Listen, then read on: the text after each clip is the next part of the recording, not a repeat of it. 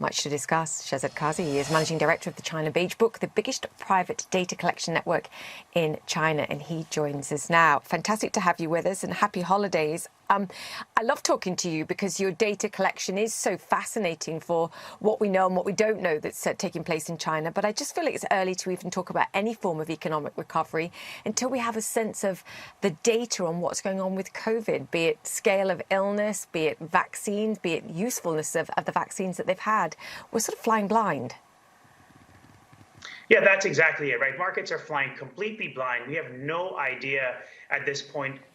COVID data coming out of China used to be pretty useless, but now it's all scrapped altogether. We have no idea how bad it is, literally. But of course, there are reports coming out showing us that there's widespread death, hospitals are starting to get overrun, and so on and so forth. That's one aspect of it. Of course, markets right now, they've been very obsessed with the idea of a reopening in China. The real question now, of course, is how quickly can this virus be brought into control so that people can actually participate in the economy, so that you get an actual reopening where workers are working and consumers are consuming. It's fascinating, isn't it? You chose to go down the investor route, and there is far greater optimism, admittedly from low levels, if we look at the stock market, based on what we're seeing in terms of these relaxation of restrictions. But it sounds like what you're saying, based on the sort of blow up in COVID cases that we're seeing and anticipating, I think, in the coming weeks, that actually there could be a further economic deterioration rather than a pickup, at least in the short term.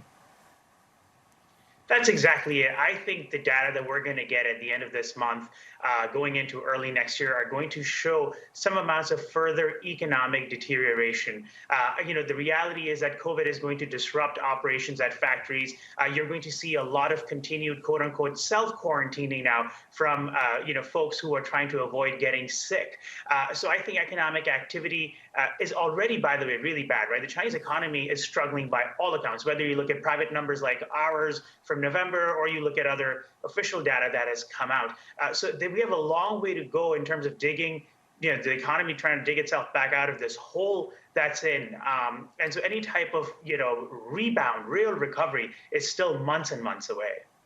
What about the data that you're collecting as far as COVID itself is concerned? And I know you're in a quiet period before releasing your latest data, but just in broad terms, can you give us a sense of the scale that we're talking about? Because there are sort of pretty astonishing numbers, I think, being thrown around, whether that's the extent of COVID cases or even just the transmission rate now that we're seeing.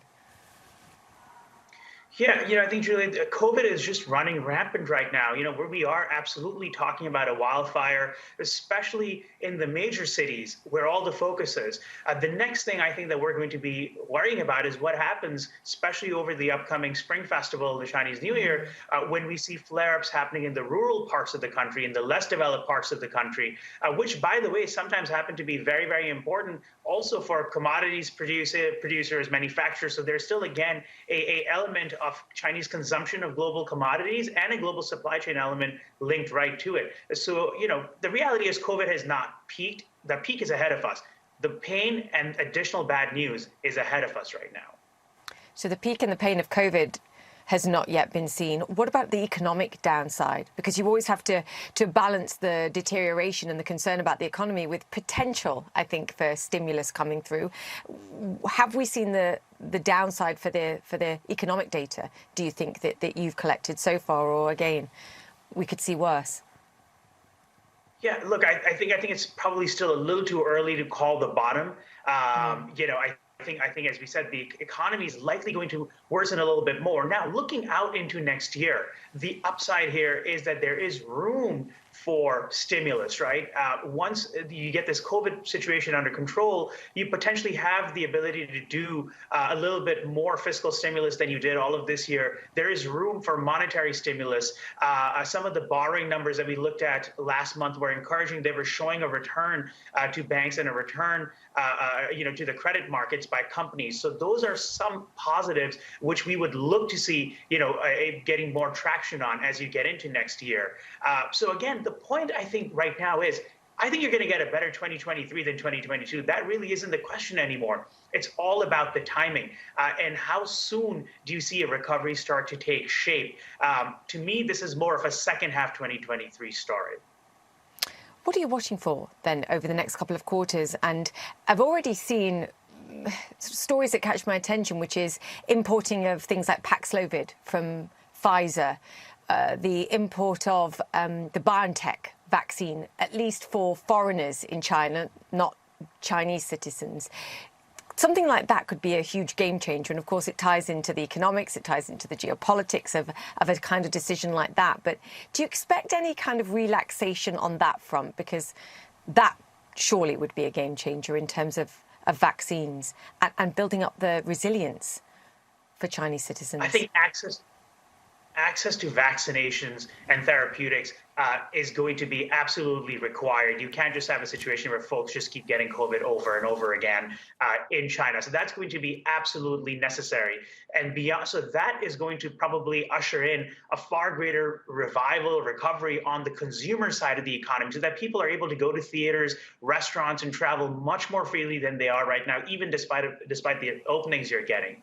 The longer term picture, of course, is what happens crucially with the Chinese property sector, which is in a deep hole.